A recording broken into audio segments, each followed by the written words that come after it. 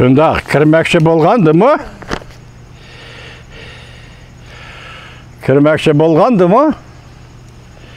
İşini saklap durduğan işet Cungo Kompartiyasının iştidir. Leksiyimizden davamlaştırımız hürmetli köstayındaş bugün çiğsağ 2020 yıl 9. ayının 27. günü hepteki şembe yukarı dedik. Eğer Tayvan Birleşken Devletler Teşkilatı kirmekçi bolsa mı? Lekin işini saklap durduğu işet Cungo Kompartiyasının iştidir deydi. İşte bunda Cungo Kompartiyasının ihtiyarda buluyorduğu iş yoktu. Bir yerde aptar kandak mı balığı kılıvatıda bunu düşünmeyimiz. Lekin şundak digellik için ben sizge şunu tahlil kılışınızı tapşırıvatım vatandaşı.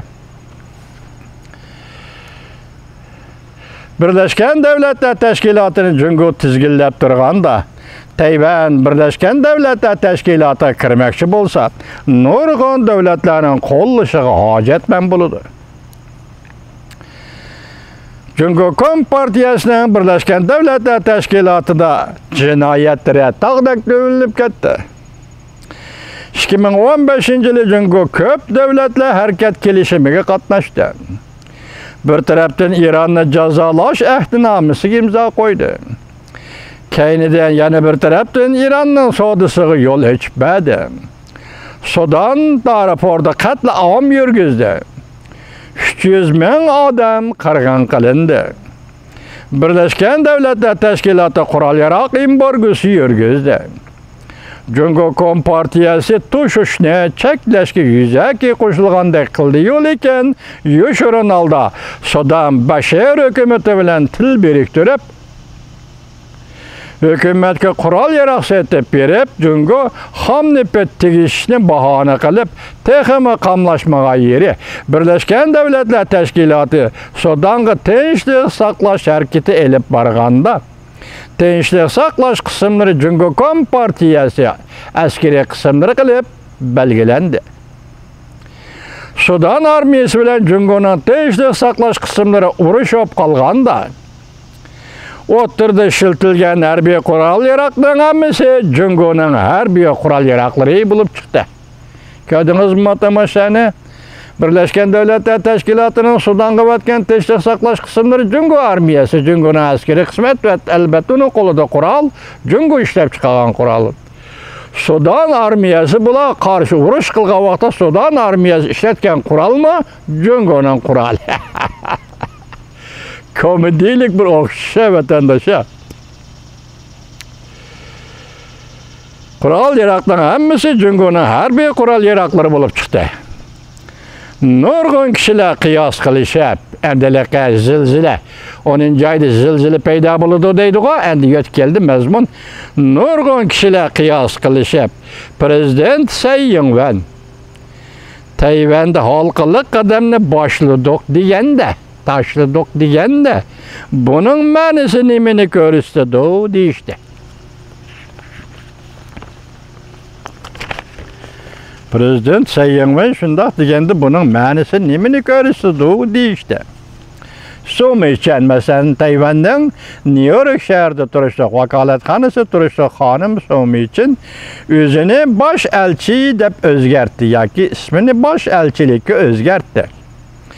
Amerika'nın Beijing turishliq bosh elchisi Brand Startning Washingtonga tuyuqsiz qaytib kelishidan Muşa ahvallardan ko'ribilishga bo'ladiki, Prezident Trumpning daftari ki 10 oyda yuz beradigan zilzila Tayvan bilan diplomatik munosabat o'rnatish mumkinligidir. 25 kuni Cungo nazar torbeti aytyaptiki 10 oyda yuz beradigan zilzila Cungo'ga munosabatlik yuz beradigan zilzila Prezident Trumpning daftaridiki 10 oyda yuz beradigan zilzila Tayvan bilan diplomatik munosabat o'rnatish mumkinligidir. Agar Prezident Trump bu qadamni tashlaydigan bo'lsa, boshqa g'arb davlatlari agishib keladi. Osiyoning vaziyati umumyuzlik laq turib tashlanadi. Asiyanın vaziyeti umumyüzlük laq durub taşlanıdır. Bu eş Tayvan'da iki taraftan aytqanda qarıştırış tüven boludu. Ortaq tunaşı yuqori boludu. Muş ahvalga qarta qarıştırış tüven boludu. Ortaq tunaş yuqori boludu. O vaqtda kelganda Jungo Kompartiyasi G'arb dunyosini dushman tutib, Amerika bilan diplomatik munosabatni o'zganligini jakarlaydi. Yoki bir Tayvan, bir Jungo realligini qabul qiladi. Osiyoda tinchlik paydo qiladi. Jungo buni qanday o'ylaydi? Xulos chiqaribdi, bu o'zgarish bo'ladi deb mumkin debdi u boshda. Tayvan aşındaq boludu, endi ahire xulasa bir Jungo, bir Tayvan. Jungolukla qarıştırıp kelyapotgan bir Jungo, bir Tayvan. Biz başta vaziyet doğrusu aytdi, Huangweigo dedi. Jungo'nun işi teşhidi nazır bösüp kiryapotgan yoki baloy ofatla yetib kelyapotganda onun ota qabul turamdı, u yoki Tayvanga urush qilamdi, yoki Tayvan ko'ngil bo'lamdi. Demak, Jungo Kompartiyasi hozir sakrat aldıda kolputumu mıdırlamaydıgan bir halga keldi. Şunu onun kılıvatkanı, ensiravatkanı başka rayılla emas. En dehşetli kaldı ensiravatkanı Şinjan Uygur Abdunum Rayını. Müstemliki Uyguristan. Bu doğruda tüven yani anlayışla hürmetlik vatandaş. Yani bir neyse kıstırıp koya aldıda bir katım şikatim. Şundak bir haber kelgen idi. Amerika Qo'shma Shtatlarının davlat ishlar kotibi Michael Pompeo yaqinda Sharqiy Janubiy Osiyo davlatlariga, ya'ni 10-oy ishida Sharqiy Janubiy Osiyo davlatlariga ziyoratga bordi. Tayvanni ziyorat qilamdi deb savol qo'ygan edi. Davlatning kaynidan Go Baoshang bilasizlar, nazarichi Go Baoshang nima dedi, hukm qildi. Endi bunun rasyalg'anligini ishonmayman, kechiring vatandash. Nima dedi? Sharqiy Janubiy Osiyo davlatlarini ziyorat qilganda davlat ishlar kotibi Mike Pompeo Tayvanni ziyorat qilishi mumkin dedi. Bu hüküm mujmal hüküm. Aniq hüküm bo'lmasa-mu, mujmal hüküm qildi. Ziyorat qilishi mumkin dedi. Demak, ishlar shunday bo'lsa, 10-oyda Amerikada ko'tarilgan zilzila, Jungo'ga munosabatlik zilzila, Tayvan bilan diplomatik munosabat o'rnatish, Amerika Qo'shma Shtatlari Tayvan bilan diplomatik munosabat o'rnatish bo'lgan bo'lsa, bir Jungo, bir Tayvan. Bu yerda enchki bir sir bor, enchki bir gap bor vatandash.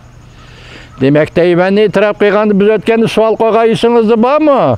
Yanada Tayvan Gomindan hukumatini e'tirof qiladi, Amerika Qo'shma Shtatlari va yaqin mustaqil Tayvanni e'tirof qiladi. Gap mana shu edi. Mush ish yuz berdigan bo'lsa, bu oldimizda yuz berdi vatandash.